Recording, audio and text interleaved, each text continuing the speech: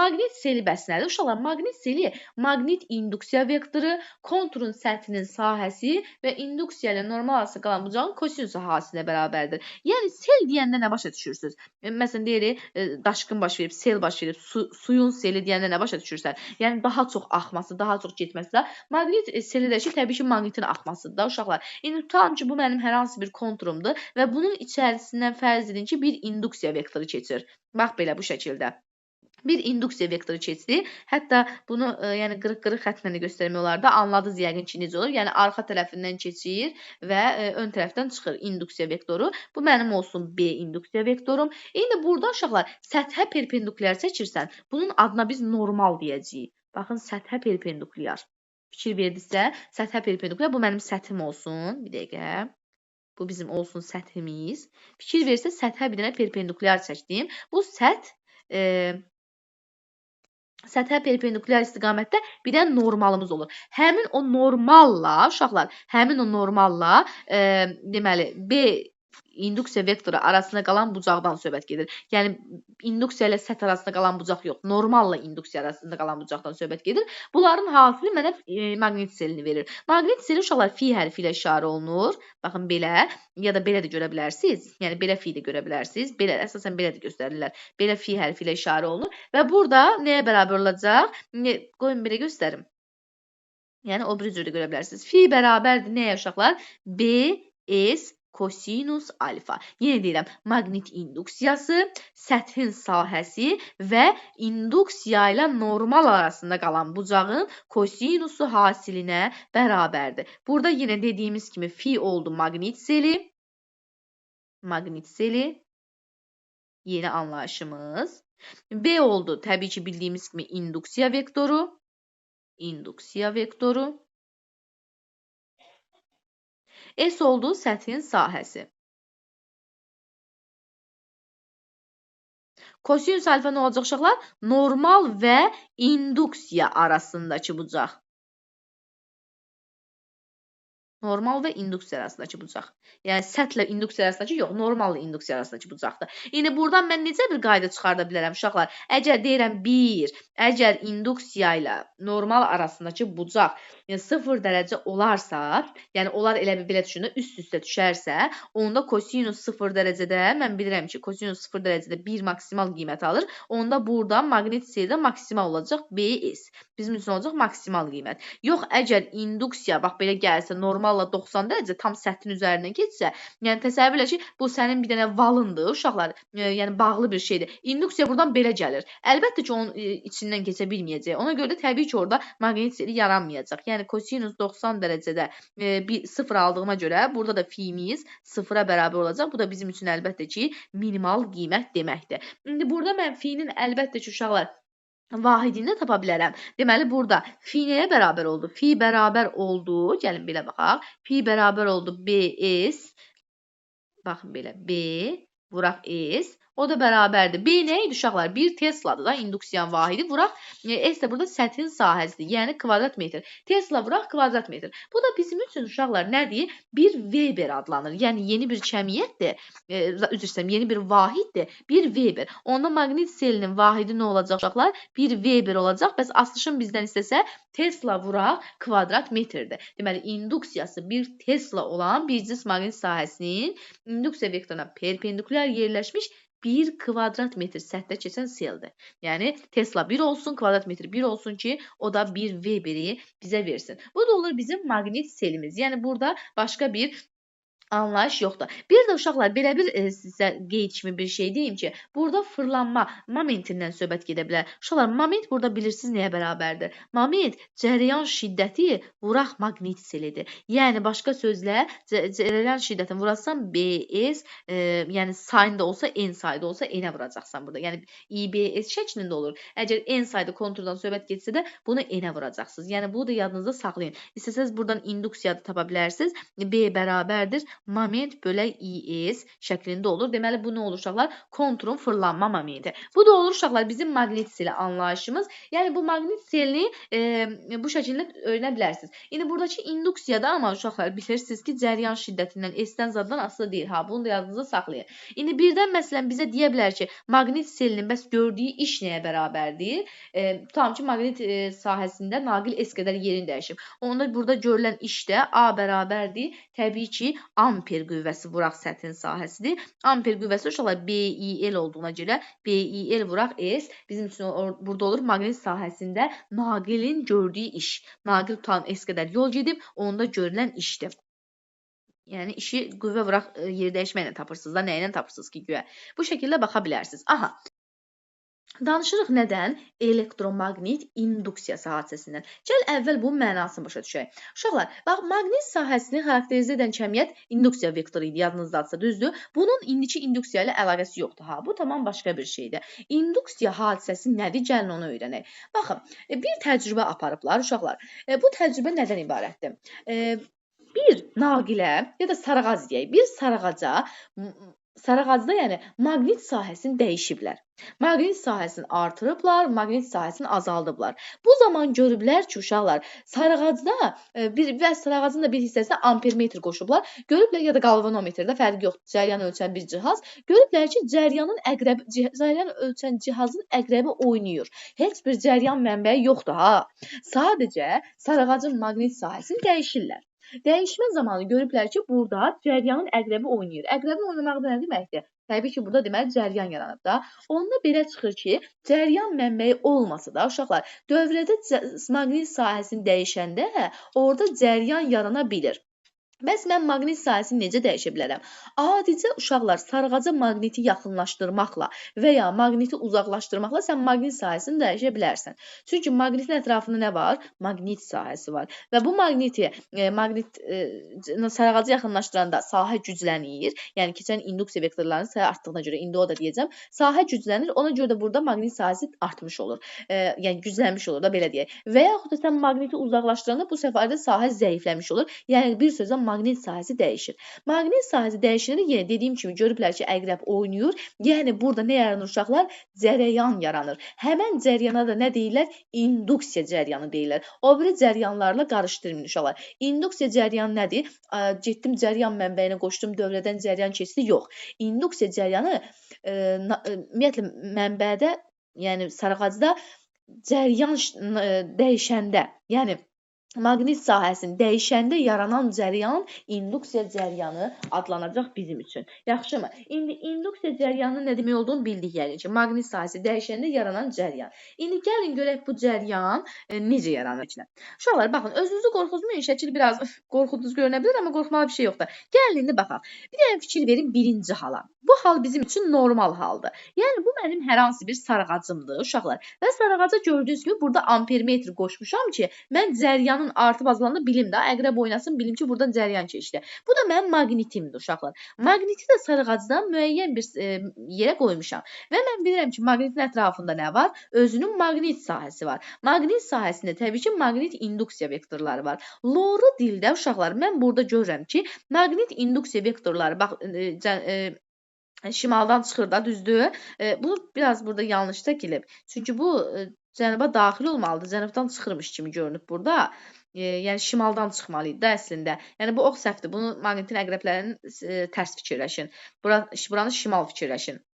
Hə, düzəltdim ki, yanlışlıq olmasın, yəni soru çaşarsınız. Deməli, burada nə oldu? İnduksiya xətləri nə oldu uşaqlar? Fikir verirsinizsə, hamısı maqnitin ətrafında o maqnit sahəsinin induksiya xətləri çıxdı. Və görürəm ki, normalda məsələn deyirəm, uşaqlar, bu sizi başa salamaq üçün loru dildə bir şeydir. Görürəm ki, induksiya xətlərinin 3-ü sarıqacın içindən keçdi. Sonra 2 halında maqniti yaxınlaşdırıram. Gör nə olur? Maqniti yaxınlaşdıranda əvvəl 3 dənə induksiya xətti keçirdisə, maqnit yaxınlaşıb deyə, yəni sahə sarıqacı yaxınlaşıb deyə daha çox induksiya vektoru sarağacın içindən keçir. Yəni 6 induksiya vektoru keçir. Uşaqlar bu nə deməkdir?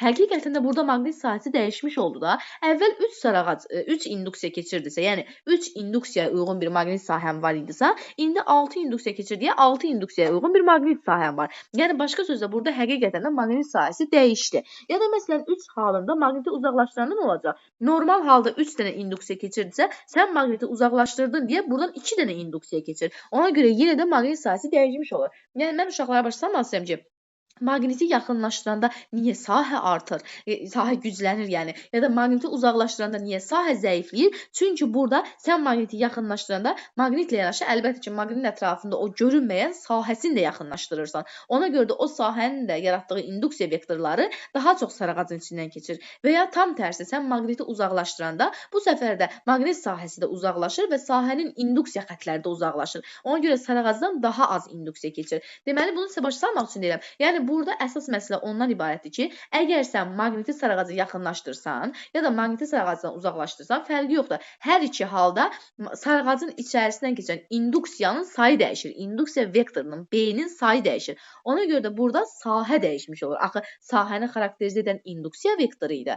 Deməli, sahə dəyişmiş olur. İndi bu sahənin dəyişməsi də, artması da, azalması da görüblər ki, bu ampermetrdə oynama yaradır. Yəni sən belə saxlayanda ampermetrdə heç bir tərpəniş yoxdur. Amma yaxınlaşdıran kimi ampermetr başlayır oynamağa. Uzaqlaşdıran kimi ampermetr başlayır oynamağa. Yenə deyirəm, onun səbəbi də əvvəl 3 induksiya idisə, yaxınlaşdıranda 6 induksiya vektoru olmasıdır. Əvvəl 3 induksiya idisə, uzaqlaşdıranda 2 induksiya olmasıdır ki, orada maqnit sahəsi dəyişmiş olur və bunun nəticəsində də ampermetrin göstərişləri dəyişir. Bu da cəryan yaranması deməkdir. Həmin cəryanın da adını nə qoyublar uşaqlar? Dediyim kimi induksiya cəryanı qoyublar ora. İnduksiyanın sayı dəyişirsə, əgər dövrədə induksiyanın, daha doğrusu sarğacda induksiya vektorunun sayı dəyişirsə, avtomatik orada cəryan yaranır. Niyə? Çünki sahə dəyişir. Sahə dəyişəndə bu cəryan əmələ gətirir. Yəni maqnit sahəsinin dəyişməsi burulğanlı elektrik sahəsi əmələ gətirir. Burada elektrik cəryanı yaranırdı. İndi burada bəs maqnit induksiya vektorunun dəyişməsi nə idi? Dediyimiz kimi maqnit seli anlayışı ilə ifadə olunduğuna fikir verdirsə, buradan görürəm ki, məsələn 90 dərəcə üçün baxsaq heç kosinusu yazmıram. Düz deyirəm, 0 dərəcə üçün baxsaq kosinus yazmıram, yəni maksimal qiymətdən söhbət getsin. Burada mən görürəm ki, nə baş verib? İnduksiya vektorunun 1 kvadrat metr sahəyə düşən induksiya vektoru nə qədərdirsə, 5-də 10-da 15-dir. Bunu lor dildə deyirəm uşaqlar sizə. Təbii ki, belə bir saydan söhbət getmir.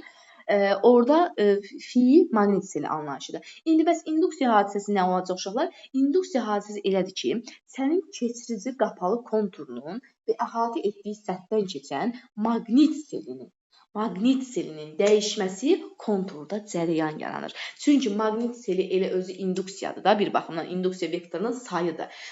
Cəryan yaradır. Bu zaman yaranan cəryana da biz nə demişdik? Bu hadisə induksiya hadisəsidir. Yaranan cəryan da induksiya cəryanı olmuşdur.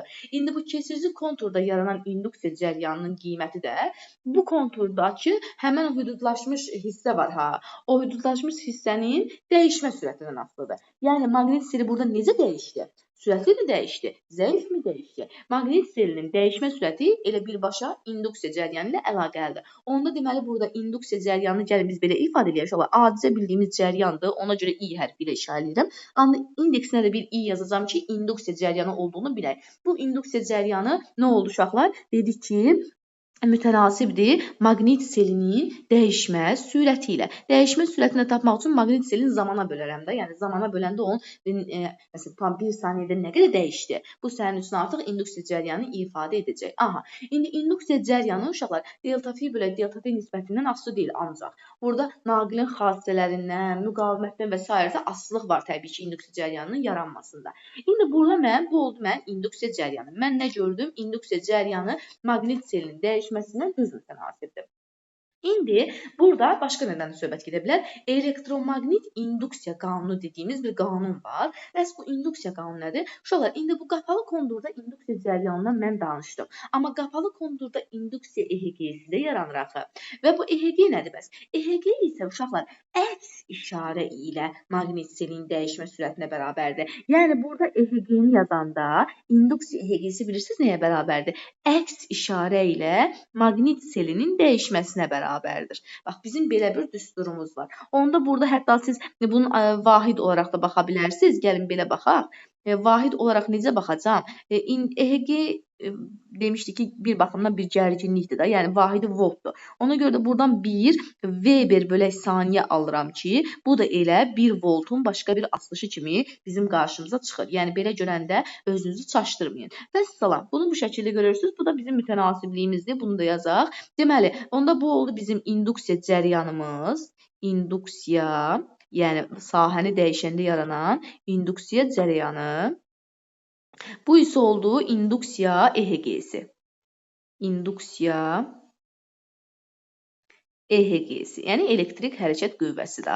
Aha, EHG-si. İndi burada mənfi işarəsi görürsünüz də, əks işarə var. O Lenz qaydasına görə qoyulur. Uşaqlar, bəs Lenz qaydası nədir? Gəlin indi biraz da bunun haqqında danışaq. Uşaqlar, Lenz qaydası bilirsiniz nədən ibarətdir?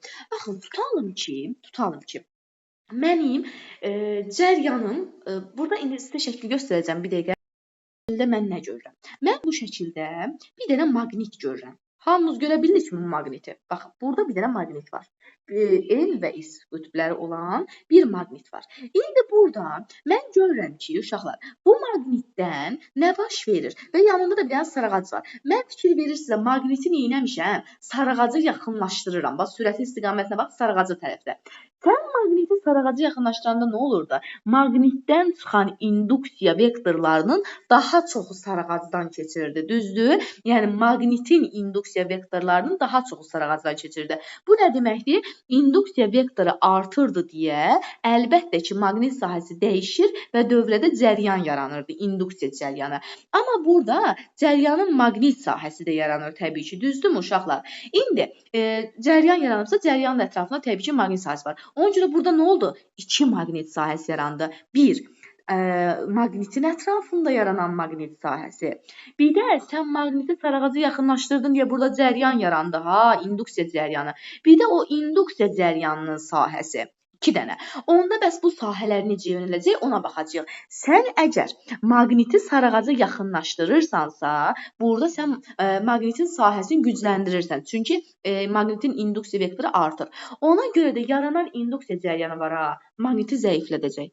Ay müəllim, niyə? Çünki Lenz qaydası elə budur. Yəni Lenz qaydası belədir ki, qapalı konturda yaranan induksiya cəryanı xarici maqnit selinin dəyişməsinə həmişə əks təsir göstərir. Həmişə mane olur. Yəni sənin burada xarici maqnit sahən maqnitin maqnit sahəsidir. O sahə artdığına görə, yəni sən sarıqaca yaxınlaşdıranda axı daha çox qırmızı induksiyalar çıxır. Artdığına görə yaranan induksiya o zəiflədəcək. Ona görə də onun əksinə yönəlir. Yəni göyrəkdəkilərdə yaranan induksiya cəryanının induksiya vektorlarıdır.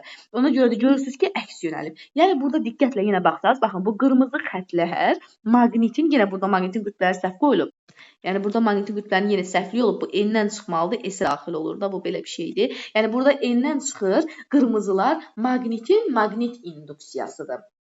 Və onlar görürsünüz ki, sarıqacı yaxınlaşır deyə daha çoxu keçir. Onda yaranan cəryan nə olacaq? İnduksiyanın əksinə yönələcək. Niyə ay müəllim? Çünki onu zəiflədir.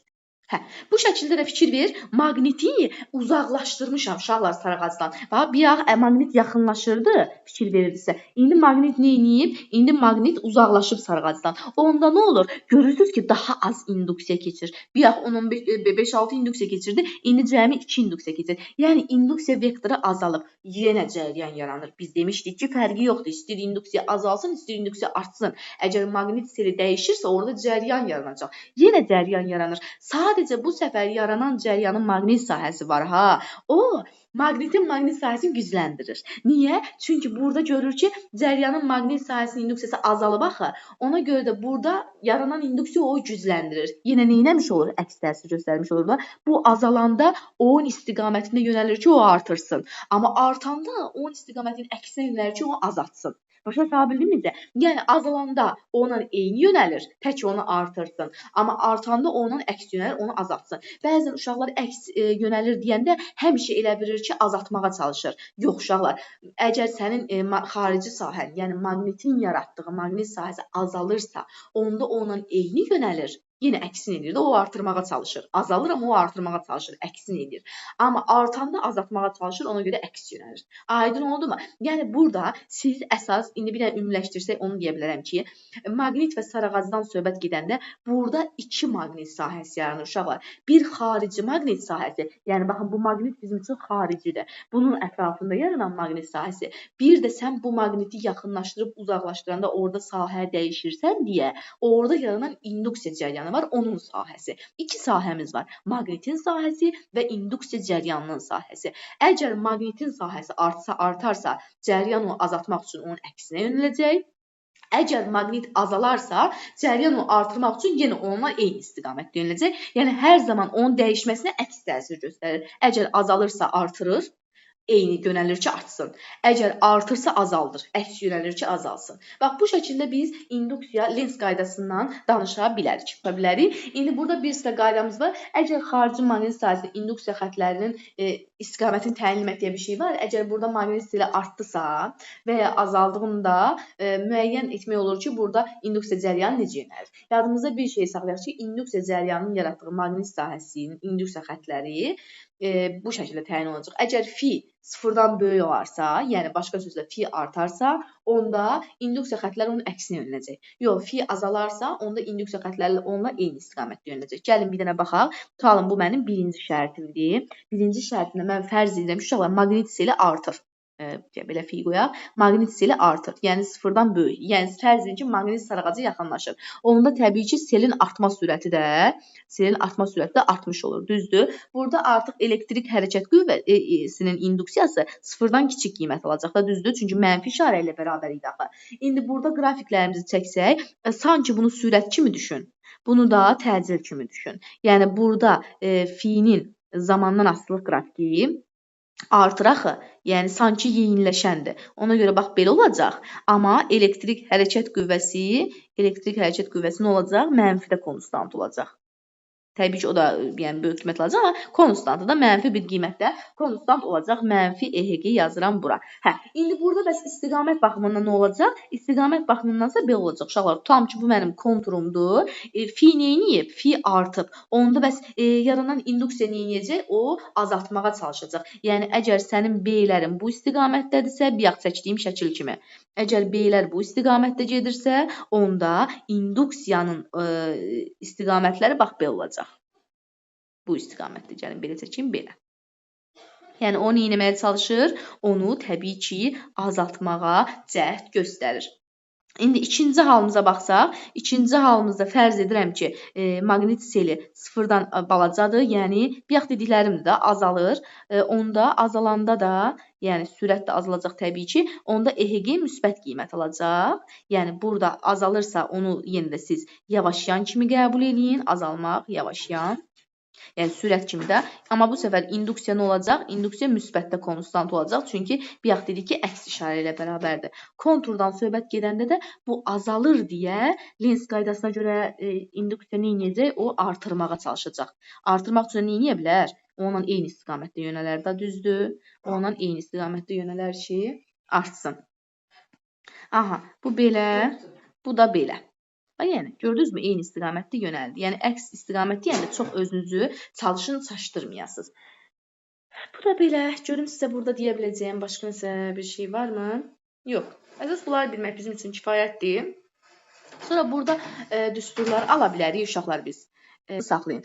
Deməli, biz burada nə edirik uşaqlar? Bir dənə diqqətlə baxaq. Cəryan şiddətini elektrik hərəkət qüvvəsinin bölək müqavimət kimi yazdıq. Onsuz əvvəldən bilirik bunu. EHG-nin yerinə delta F bölək delta T yazdıq və salam. Və cəryan şiddətini Q böl T düsturu ilə indi aldığımız 1 böl R vuraq delta F bölək delta T düsturunu bir-birinə bərabər qoydum. Oradan da elektrik yükü üçün yeni bir düstur almış oluruq ki, bu da məsələlərimizə bizə kömək olacaq. Yəni, daha doğrusu bizə lazım olacaq. Belə.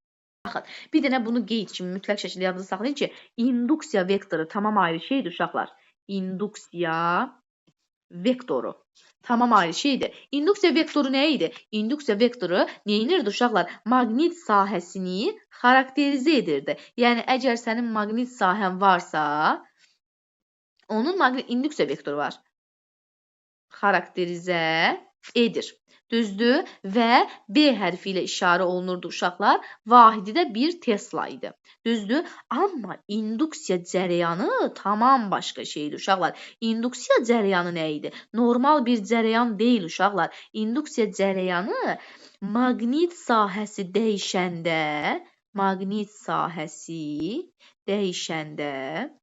dəyişəndə, nədir uşaqlar?